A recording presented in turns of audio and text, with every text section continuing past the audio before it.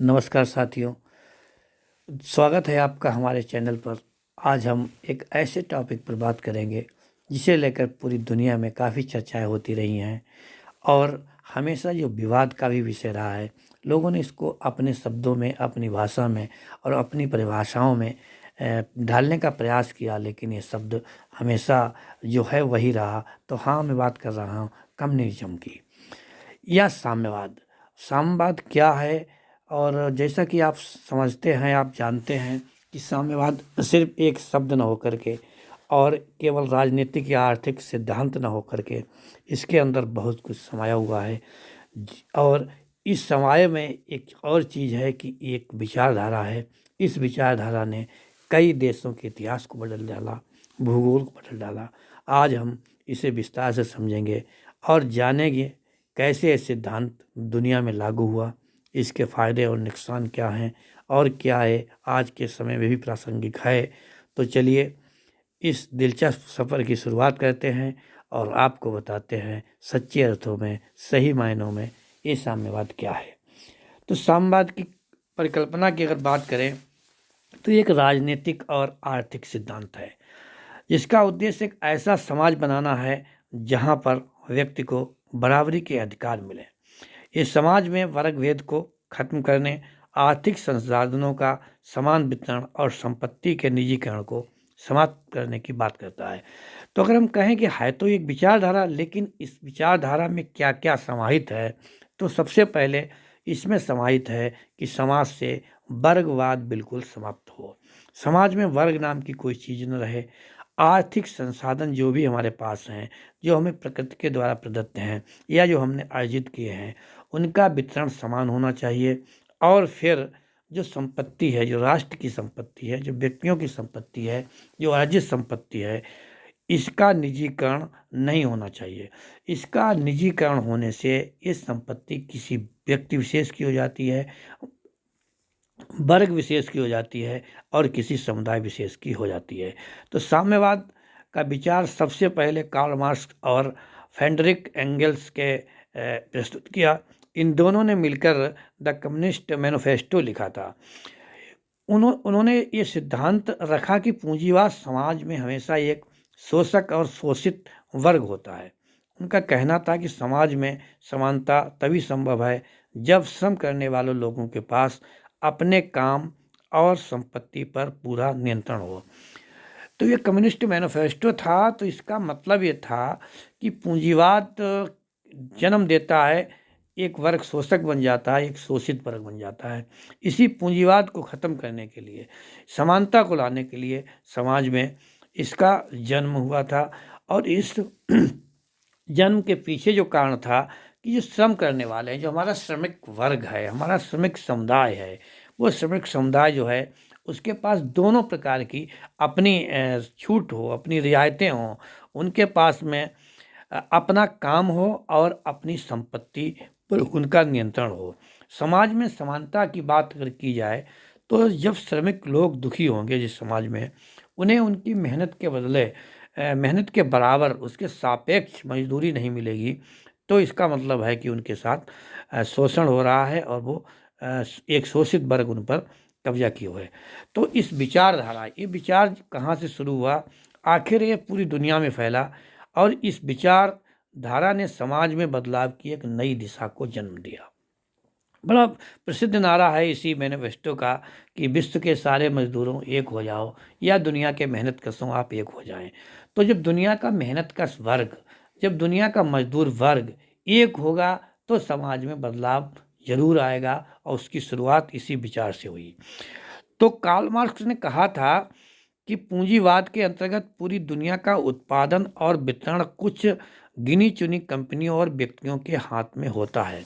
अब इन्होंने क्या कहा था, इन्होंने कहा था कि जो पूंजीवाद है उसके अंदर क्या निकल रहा है, उसके अंदर से उत्पादन और वितरण ये दोनों किसी एक व्यक्ति के हाथ में या एक कंपनी कहें, उसे एक समुदाय कहें, एक समूह कहें, उनके हाथ में होता है।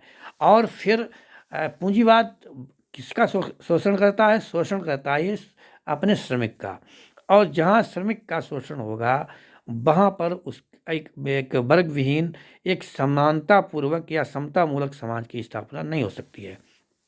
उनका ये मानना था कि इस असमानता को समाप्त करने के लिए श्रमिक वर्ग को एक होना पड़ेगा और उस एक करने के लिए हमें क्रांति लानी चाहिए और उस क्रांति के द्वारा सत्ता को हमें अपने हाथों में ले लेना चाहिए। अब इस विचार में साम्यवाद का विचार ये कहता था कि सत्ता आपके हाथ में हो। तो ये खुद भी एक वर्ग नहीं बनना चाहती है, कह रहे थे कि वो जो सारे श्रमिक जो श्रम करते हैं, जिनकी बदौलत उत्पादन हो रहा है, जिनके कारण से उत्पादन हो रहा है, जिनके सीने पर चढ़कर के उत्पादन किया जा रहा है, वो समानता जो है वो इनके द्वारा ही खत्म हो जाए, अर्थात ये भी उसमें हिस्सेदार हों और ये किसी को शोषण न करें। अब इनके साम्यवाद के मुताबिक जब श्रमिक वर्ग सत्ता में आएगा तो सभी उत्पादन के साधन जैसे फैक्ट्रियां, जमीन, मशीनें, इन सब का नियंत्रण पूरी तरह से जनता के हाथ में होगा। जब जनता के हाथ में होगा, इस तरह एक वर्गहीन समाज का निर्माण होगा जहां सबको बराबरी का मौका मिलेगा। तो साम्यवाद की बात आते ही लोगों को लगता है कि साम्यवाद कोई कल्पना की चीज़ है या कोई नई दुनिया है। साम्यवाद यही कहता है कि जब श्रमिक के हाथों में उसकी पूंजी भी होगी, उसका उत्पादन का मूल्य होगा और उसका उस पर अधिकार होगा, तो ये दुनिया बदल जाएगी। फिर वो चाहे फैक्ट्री हो, चाहे वो ज़मीन हो, चाहे वो मशीनें हों, वो कोई भी वो संसाधन, चाहे प्राकृतिक संसाधन हो, चाहे मानव निर्मित संसाधन हो, सारे संसाधनों पर जब श्रमिक का अधिकार होगा तो फिर इस दुनिया में सबको बराबरी का मौका मिलेगा। अब इसी बात को लेकर के जहाँ पूंजीवाद अपनी जड़ें जिसकी जड़ें गहरी थी, वहाँ पर कुछ समस्याएं भी आईं और लोगों ने इसका विरोध भी किया। लेकिन मानना था साम्यवाद के जनकों का कि इस सिद्धांत को लागू करने के बाद में समाज में कुछ अहम बदलाव आएंगे। सबसे पहले किसी भी प्रकार का निजी संपत्ति का अधिकार समाप्त हो जाएगा, यानी कोई भी व्यक्ति अपनी ज़मीन, संपत्ति या फैक्ट्री का मालिक नहीं होगा। इसके बदले उत्पादन के साधन सभी के लिए साझा होंगे और हर किसी की ज़रूरतों को पूरा करने के लिए संसाधनों का वितरण किया जाएगा। अब इसका छोटा सा उदाहरण है कि जब मालिक कौन होगा, तो कह रहे हैं मालिक के रूप में वो श्रमिक होगा जिसकी वजह से उत्पादन हो रहा है, जिसकी मेहनत से ये हो रहा है, जिसकी खून पसीने की वजह से उत्पादन हो रहा है। तो जब सबके पास सब मालिक होंगे और उसका सबका संपत्ति में हिस्सा होगा। अब यहाँ पर संसाधनों का जो वितरण है उसको समान रूप से बांटने की बात कही गई है, जबकि पूंजीवाद में ऐसा संभव नहीं है। पूंजीवाद में सारी चीज़ें, फैक्ट्री, ज़मीन, मकान, संपत्ति, प्राकृतिक साधन, जब सब के सब जो हैं किसी एक व्यक्ति के हाथ में होते हैं, अर्थात किसी एक वर्ग के हाथ में होते हैं। अब हम थोड़ा इतिहास की ओर चलते हैं कि आखिर इस विचार का जन्म क्यों हुआ, क्यों हमको ये कहना पड़ा कि दुनिया में साम्यवाद लागू हो, क्यों मजदूरों को एक होने का मौका दिया गया। जैसा कि हमने पहले ही कहा, साम्यवाद का विचार सबसे पहले कार्ल मार्क्स और फ्रेडरिक ने प्रस्तुत किया था, लेकिन इसे वास्तविकता में बदलने की कोशिश की गई रूस में, जहां लेनिन ने 1917 में अक्टूबर क्रांति के बाद इसे लागू करने की शुरुआत की। तो ये इतिहास आभारी है उन लोगों का जिन्होंने इस सिद्धांत को पहले विचार में लाए, फिर कागज़ों पे लाए, एक पुस्तक के रूप में लाए, फिर लेनिन ने इसको जो है एक क्रांति के द्वारा इसको दुनिया में लागू करने का प्रयास किया। और जो रूसी क्रांति थी, जो रूस का नेतृत्व था, वो जब शुरू हो गया तो लेनिन ने रूस में क्रांति का नेतृत्व किया और सोवियत संघ की नींव रखी। बहुत बड़ा इतिहास रहा है कि 1917 में जब वास्तव में ये ज़मीन पर उतरने लगा, जब ये विचारधारा लोगों के सामने आई, तो लोगों ने कहा कि आखिर अब होगा क्या। तो क्या हुआ, सोवियत संघ की एक नींव रखी गई। हालांकि यहाँ पर एक बड़ा सवाल उठता है, क्या लेनिन ने साम्यवाद के सिद्धांतों को सही तरीके से लागू किया? क्या ये वो आदर्श था जिसे मार्क्स ने कल्पना की थी? दरअसल सोवियत संघ में सत्ता का केंद्रीकरण हो गया और धीरे धीरे एक तानाशाही का रूप ले लिया। इसके बाद जोसेफ स्टालिन ने पूरी तरह से सोवियत संघ को अपने नियंत्रण में ले लिया। वहाँ से साम्यवाद की प्रकृति बदलने लगी। बहुत ही विचारणीय प्रश्न है कि इनकी जो कल्पना थी, इन्होंने देखा था, और उसके बाद में अगर साम्यवाद से पूंजीवाद जन्म लेता है तो वो पूंजीवाद से भी ज़्यादा खतरनाक होता है। तो ये वास्तव में उसके जो मूल भावना से वो सिद्धांत 100% लागू नहीं हो पाया, क्योंकि फिर वही बात शुरू हो जाती है कि अपने नियंत्रण में लेने वाली। जहाँ चीज़ें आप नियंत्रित करने का प्रयास करेंगे वहाँ पर आप साम्यवाद की बात नहीं कर सकते हैं, वहाँ पर आप भटके हुए लगेंगे और पूरी तरह से उस नियम को आप लागू नहीं कर सकते हैं। लेकिन सोवियत संघ का असर पूरी दुनिया पर पड़ा। वहाँ जो क्रांति हुई थी, वहाँ पर जो है साम्यवाद का जो डंका बजा था, वहाँ से साम्यवाद की शुरुआत हुई थी, तो उसका जो है पूरी दुनिया पर असर पड़ा। चीन ने भी इसको लागू किया, वहाँ भी मार्क्सवाद का जन्म हुआ। क्यूबा में फिदेल कास्ट्रो ने साम्यवाद के सिद्धांतों का पालन करने के लिए एक नया समाज बनाया। इन देशों में साम्यवाद ने समाज के विकास के लिए कुछ सुधार किए, लेकिन साथ ही बहुत सारी कठिनाइयाँ और मानवाधिकारों का उल्लंघन भी हुआ। अब हर सिक्के के दो पहलू होते हैं। वो एक साम्यवाद कहता था कि सभी चीज़ों पर समान रूप से नियंत्रण हो, लेकिन वो लोगों द्वारा किया जाएगा तो वो संभव नहीं हो पाता है, क्योंकि मानव की प्रकृति जो है वो तानाशाही की है, अहम की है, और हमेशा बहुत कुछ स्वयं ही बटोर लेने की होती है। जबकि ये सिद्धांत इससे बिल्कुल अलग था। तो इसको लागू होने में समाज में बदलाव तो आया, लेकिन इसमें जो है जो थोड़ी बहुत मिस्टेक इसके लागू करने में हुई, जो लोगों के द्वारा, नियम तो सिद्धांत तो बहुत अच्छा था, लेकिन इसको लागू करने में जो कठिनाई आई थी, उससे क्या हुआ, इसका प्रभाव घटने लगा। सोवियत संघ 1991 में टूट गया और बहुत से देशों ने लोकतंत्र की ओर रुख किया। फिर भी कुछ देशों में साम्यवाद अभी भी जिंदा है, जैसे चीन, क्यूबा, वियतनाम और लाओस। अब यहाँ पर हम बात करते हैं कि लोकतंत्र की तरफ जाते हैं। अब विचार तो बहुत पुराना था, लेकिन हमें एक बार फिर विचार करना पड़ेगा कि अगर हम लोकतंत्र में भी साम्यवाद जीवित रखने में कामयाब हुए, अगर हमारे नीति नियंत्रण जो तत्व हैं, जो हमारे नीति को नियंत्रण करने वाले हैं, नीति निर्माता तत्व हैं, अगर उनके बात ये समझ में आ जाए, वो इस विचारधारा को पूरी रूप से लागू कर लें, यदि लोकतंत्र में साम्यवाद आ जाए, तो हम एक अच्छी दुनिया में जिएंगे और हम उसको हमेशा सराहनीय पहल मानेंगे। इसलिए साम्यवाद लोकतंत्र में भी लाया जा सकता है, साम्यवाद का असर लोकतंत्र में भी देखा जा सकता है। इसलिए लोकतंत्र किसी एक देश के भंग होने से, किसी एक देश की सत्ता परिवर्तन से साम्यवाद मर नहीं जाता है। साम्यवाद जिंदा है और हमेशा जिंदा रहेगा। ये अलग बात है कि साम्यवाद के बारे में जो बातें हुई हैं या जो बातें होने चाहिए वो चलती रहती हैं, लेकिन यदि हम इसके फ़ायदों की बात करें और इसके नुकसान के बारे में, तो पहले हम क्रमशः बात करेंगे कि इससे हमें हासिल क्या हुआ, हमने अचीवमेंट इसके द्वारा क्या किया है।